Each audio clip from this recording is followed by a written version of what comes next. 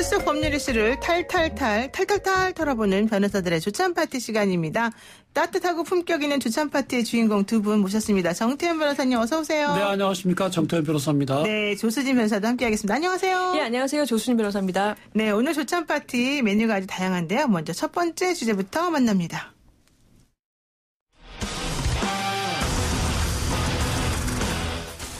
정작 법정에 서야 할 사람들은 한 줌도 안 되는 검찰 정치를 행하고 있는 검사들입니다.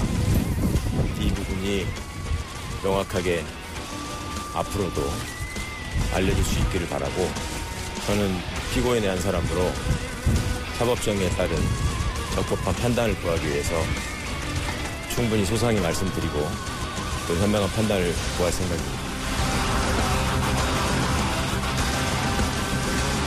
조국 전 법무부 장관 아들의 인턴 활동 확인서를 허위로 작성해 주었다라고 하는 혐의로 그리고 또 그것으로 인해서 대학의 입학 업무가 방해되었다라고 하는 혐의로 최강욱 전 청와대 공직기강 비서관이 기소가 됐고요. 최강욱 전 비서관이 그 이후에 국회의원으로 또 출마를 해서 비례로 당선이 된 상황이죠. 자, 첫 재판을 앞두고 검찰을 강하게 비판한 그 목소리를 지금 여러분들께서 들으셨는데요. 열린민주당의 최강욱 당선인, 이 사건 무슨 사건인지 아주 간단하게 좀 설명을 부탁드리겠습니다. 예, 최 당선인이 원래 이제 로펌에서 일하는 변호사였거든요. 그런데 2017년 10월 달에 조국 전 장관의 부인인 정경심 교수의 부탁을 받고 조국 전 장관의 아들이 이 로펌에서 인턴을 했다는 그런 인턴 증명서를 발급을 해서 이 인턴 증명서가 그 아들의 고려대학교 연세대학교 대학원 입시에 이제 제출이 됐어요. 근데 이제 인턴 증명서 허위라는 것이 이제 검찰의 주장이고, 따라서 죄명도 이제 업무방해로 이제 기소가 되어 있는데, 업무방해 인정이 되면 현행법상 5년제 징역 또는 1,500만 원 이하의 벌금에 처하도록 되어 있고, 최강욱 당선인은 혐의를 부인하고 있고, 결국 이제 모든 것은 재판을 통해서 밝혀질 걸로 보입니다. 네, 조 변호사님. 근데 왜 최강욱 당선인은 이 사건을 자신에 대한 검찰의 정치적 기소다 이렇게 주장하는 겁니까? 예. 그러니까 최 당선자의 변호인 측이 이번에 첫 번째 심리에서 했던 말을 보면은 알 수가 있는데요. 결과적으로 결론은 그겁니다. 실제로 인턴 활동을 했고, 객관적 사실을 기재한 건데 이게 왜 업무방해냐라고 하는 거예요. 네. 이 말이 맞다면은 정치적 기소든 과장된 기소 맞겠죠. 그래서 뭐라고 변론을 했냐면 그 아들은 2017년 1월에서 10월까지 총 16시간 정도 주말이나 일과 후에 사무실을 방문해서, 그러니까 법무법인 청맥에 와서 문서 편집도 하고 사건 기록 열람도 하고 보조하는 업무를 했다라고 하면서 검찰이 인턴이 뭔지 모르는 것 같다. 그래서 실제로 업무를 했기 때문에 그 업무를 했으니까 인턴 활동 일지를 발급을 해준 건데 인턴 활동 확인서를 발급해 준 거기 때문에 아무런 문제가 없다. 그런데 이제 검찰에서 얘기하고 있는 것 중에 하나는 실제 인턴 활동을 했다는데 왜 직원은 아무도 그 학생을 본 적이 없느냐, 그 당시에. 그리고 또 하나는 그렇다면은 최강욱 당선인 측 사무실에서 먼저 임의로 형식적인 걸 만들어서 발급을 하면 되는 건데 왜 정경심 교수가 메일로 확인서를 만들어서 최강욱 당선인에게 보내고 최강욱 당선인 거를 프린트해서 도장 찍는 형식으로 해서 확인서를 만들어 주었느냐. 이거는 일반적이지 않지 않느냐. 이런 주장이죠, 검찰 입장은. 예. 이거에 대해서도 주말이나 일과 후에 와서 활동을 했다는 것이고, 변호사들이 야근도 많이 하고 사실 주말 업무도 많이 하기 때문에 변호사의 일과에 맞춰서 도와줬다라는 취지로 보이고요. 또 하나가 인턴 활동 증명서라는 것이 사실은 정해진 공적인 양식이 없고 임의로 몇 시간을 무슨 업무를 했습니다라고 작성하지 않습니까? 네. 그리고 실제로 한 거보다 더 작게 쓰기도 해요. 네. 이제 필요하다 하는 만큼 발급해 주기도 해요. 실제로 그렇죠. 100시간을 시키더라도. 그렇기 때문에 필요하다고 하는 만큼 발급을 해주다 보니까 그러한 식으로 임의로 그냥 한 것이 아니냐라고 추측이 좀 됩니다. 근데 보통 인턴 같은 거 하면은 우리가 소정의 차비조로 좀 돈을 주는 게 있는데 혹시 그때 공식적으로 돈 지급한 게 있으면 그것도 증거로 사용하면 되겠네요? 인턴하면 돈을 주세요? 네. 아유, 굉장히 주지 않나요? 법이네요. 예. 근데 지금 이제 앞으로 이제 그 증인들 한 20명을 부른다고 하니까 결국 네. 이제 재판 과정에서 뭐 밝혀질 거고요. 근데 문제는 이것이 뭐 정치적 기소라고 생각하건 뭐 불법적인 기소라고 생각하건 그거야 뭐 피고인은 주장할 수는 있겠죠. 근데 문제는 최욱 전 비서가 지금은 이제 국회의원 당선돼서 정치인이거든요. 근데 네. 이분이 그 선거 끝나자마자 하신 말씀이 세상이 바뀌었다는 걸 확실히 느끼도록 갚아주겠다. 이런 말씀을 하셨는데 이게 무슨 뭐 개인적인 원한을 뭐 풀겠다는 것인지, 그래서 이제는 그야말로 국민이 뽑아준 공인인데 이런 말을 하는 거는 굉장히 부적절한 걸로 보입니다. 피고인으로서는 나는 무죄다. 이 기소가 엉터리다. 이 주장 얼마든지 할 수 있죠. 네. 그러나 이렇게 뭐 갚아주겠다 이런 건 뭐 원수를 갚겠다, 복수하겠다. 이거는 사적인 복수를 하시겠다는 건데 이런 말은 앞으로 해서는 안 될 걸로 보입니다. 그렇죠. 이제 검찰 입장에서는 또 최강욱 당선인과 조국 전 장관이 대학원, 서울대학교 법대 그 대학원 또 교수와 뭐 지도 학생의 관계였다 뭐 이런 것들을 그렇기도 하고 또 2016년도에 정영신 교수의 이제 집안에 상속 문제가 생겼을 때 또 최강욱 그 당시 변호사가 그 소송을 맡아 잘 해줬대요. 그러니까 예. 친한 사이는 맞죠. 근데 그렇죠. 뭐 친한 건 친한 거고 이 인턴 증명서가 내용이 가짜냐 아니냐는 그 재판 별개의 과정을 문제인데. 통해서 밝혀질 문제니까 네. 거기에 냉정하게 그 대하면 되지. 마치 이렇게 무슨 개인적인 원한 관계에서 하는 걸로 끌고 가는 건 본인에게도 별로 좋지 않습니다. 그렇군요. 그런데 왜 피의자 시절 한 번도 소환 조사 없이 전격 기소가 됐느냐 이 부분도 좀 쟁점이었던 것 같아요. 예, 그러니까 아마 그 서면 조사를 하겠다라고 보내왔는데 했는데 안 해줬죠. 거기에 대해서 예. 불응을 했던 것으로 보이고요. 근데 그 당시에는 이제 청와대에 또 업무를 하고 있었고 그 재판에 가서 흔히 이렇게 약간 정치적이다라거나 아니면 국가보안법 사건이라거나 이렇게 검찰의 저희를 의심하는 사건의 경우에는 많은 경우에 공개법정에서 다투기를 원해서 그게 또 변론 전략 중에 하나라서 그렇죠. 검찰 수사에는 응하지 않고 법정에 가서 판사가 있는 가운데서 대등한 가운데서 하는 경우가 왕왕 있습니다. 그렇죠. 근데 본인은 이제 최욱 전 비서관은 자기를 소환도 안 했다 그러고 검찰은 3번이나 소환했다 그러고 네, 어느 쪽 말이 그것도 좀 맞는지 이상한 것 같아요. 모르겠는데 뭐 불러도 안 오면 조사 안 하고 그대로 기소하는 수밖에 없죠. 저도 예전에 시골에서 근무할 때 그 아주 불법적인 그 시위 현장에서 검거를 했는데 이름도 얘기 안 해요. 사진밖에 없어요. 그래서 구속영장 신청했더니 판사가 또 기각을 했어요. 그 조사도 안 되죠. 그래서 할 수 없이 공소장에 이름도 모르고 주소도 모르고 그 사람 성명부상자? 사진을 붙여가지고 기소를 한 적이 있어요. 어떻게 됐어요? 그래서? 그래서 뭐 그 사람 찾으면 유죄 받는 거고 안 그러면 계속 공전이죠. 뭐 그렇기 때문에 반드시 뭐 왜 나를 조사를 안 하고 기소했냐 그거는 넌센스입니다. 아 그래요? 불러도 안 오면 그대로 기소를 할 수도 있는 거죠. 그럼 본인이 가서 지금 이제 조 변호사 말씀대로 정치에 이용될 위험이 있어서 안 한다면 그럼 몰라도 그렇지 않다면 자기도 가서 이거는 진짜다 그렇게 하면 되죠. 근데 뭐 나는 예를 들어 인턴 변호사가 진짜다라고 얘기를 하는데 거기다 과짜다 이렇게 쓸 리는 없지 않습니까? 본인이 도장 안 찍으면 되는 거니까.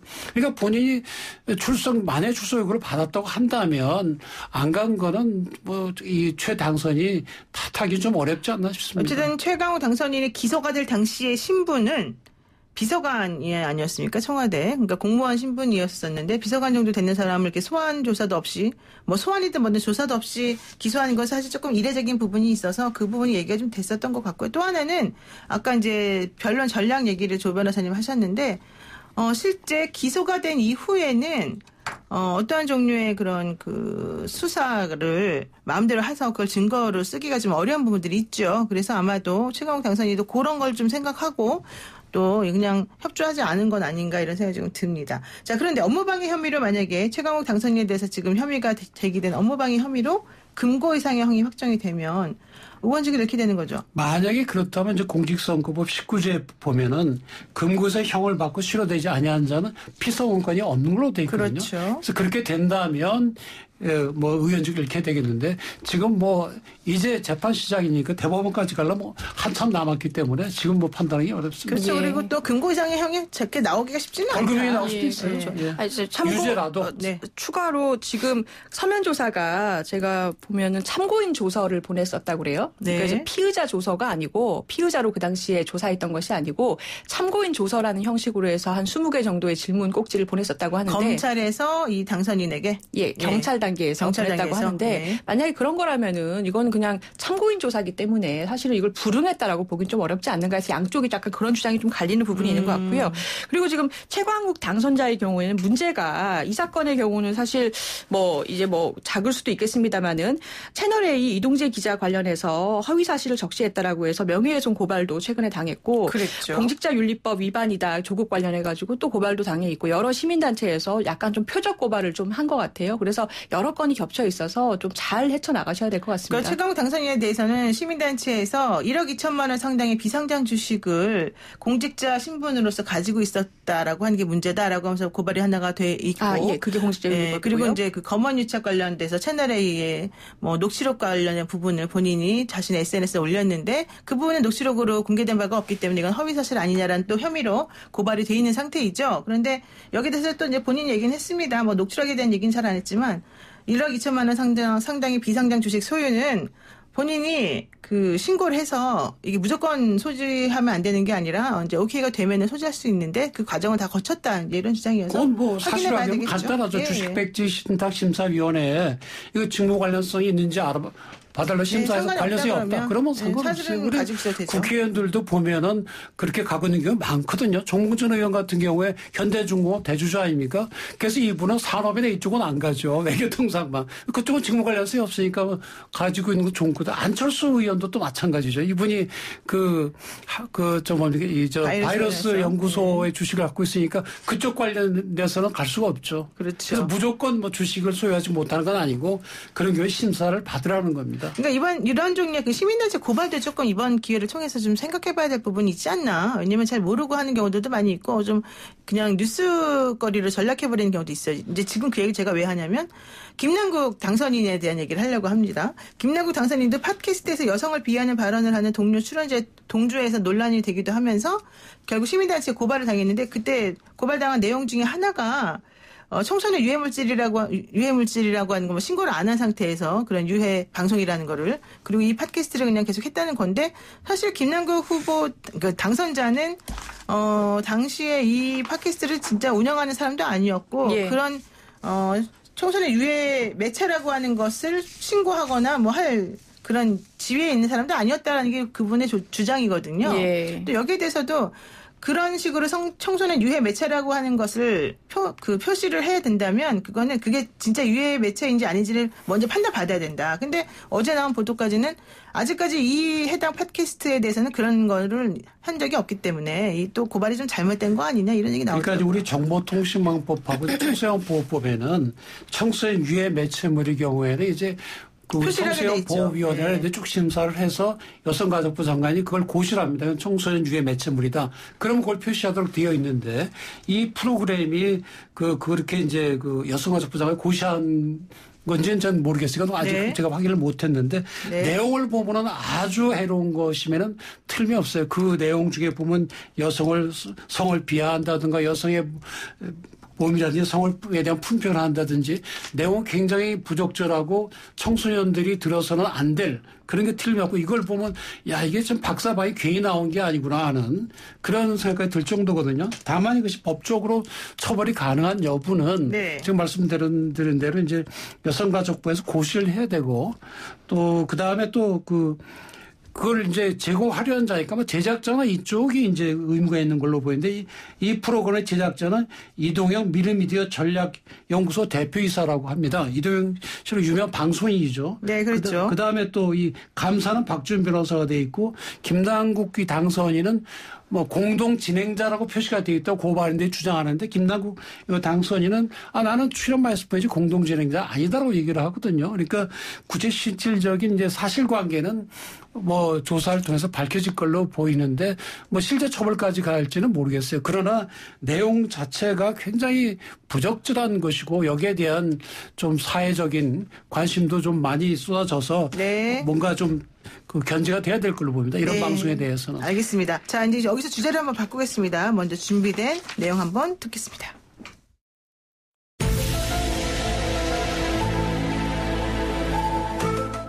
이번에 사전투표가 상당한 문제점을 안고 있다. 그리고 그게 어떤 실증적인 어떤 구체적인 수치도 제시가 됐고 두 당을 제외한 다른 정당이 얻은 득표율을 제외하고 계산한 것인데 실제 사전투표 득표율에 비춰볼 때 명백한 허위 정보로 확인됩니다. 네, 사전투표 문제가 있다고 말한 사람이 바로 미래통합당 박성준 의원이었고요. 이거 허위 정보다라고 얘기하는 사람은 더불어민주당의 박주민 의원이죠. 보수 유튜버와 야권 일각에서 이 얘기를 계속해서 지금 하고 있는데 또 그리고 뭐 미경 의원도 재검표 신청하는데 돈이 많이 들어간다 뭐 이런 얘기도 하고 있고. 자, 진짜 부정투표 의혹, 사전투표 조작설 이거 어떻게 되는 겁니까? 맞습니까? 안 맞습니까?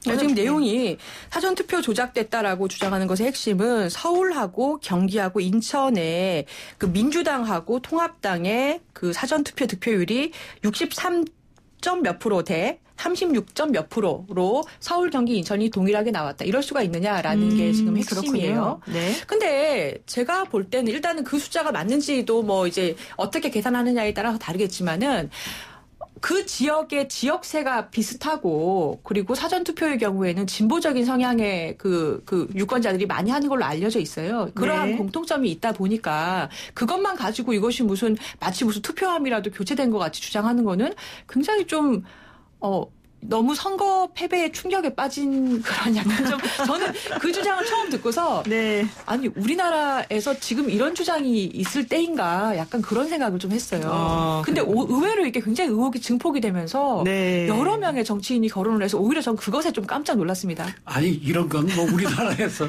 네. 이번이 처음도 아니고요.